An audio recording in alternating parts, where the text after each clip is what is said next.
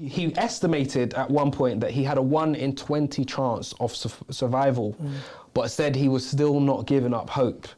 And another quote that he said was, "What you have experienced, no power on earth can take from you."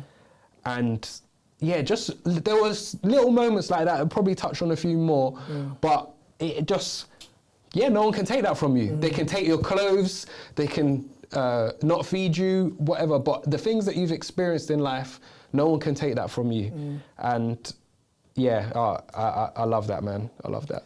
I think, did you take much from the stuff about logotherapy? We can touch on it. I found it quite technical, quite scientific, if you like.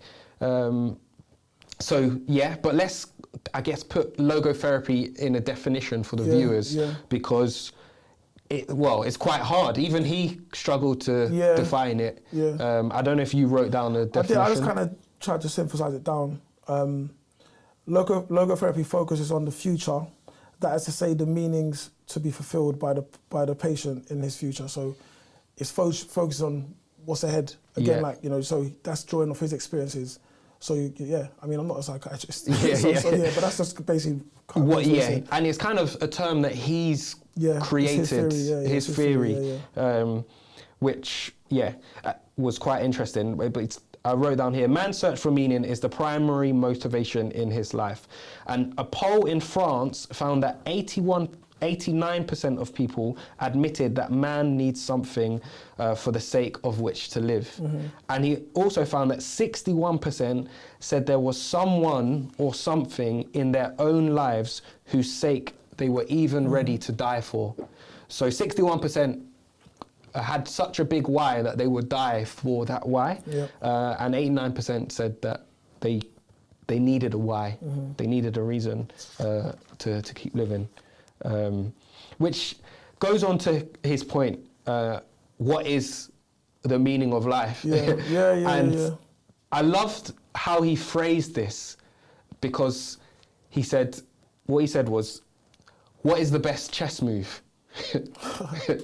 And it's like, well, it depends on the board. It depends on the situation. What is the meaning of life for you is different to me, for the viewers, etc. It really depends on the circumstances and situations. And I loved how he phrased that. But he said, finding the meaning of life, the essence of existence, the meaning of love, and the meaning of suffering. I think it's like, you know, everyone has their own specific vocation or mission in life to carry out. You know, so you don't really, it's a question, it's like, what did he say? He said, what's your meaning, sort of thing. It's like he kind of flipped the question. So what's the meaning of life? But it's really, life is asking you, what's your meaning? So it's a deep book, man. It's very philosophical. And I think like everyone's answer is different. You know, even two people that are in more or less the same situation, their answers will be different.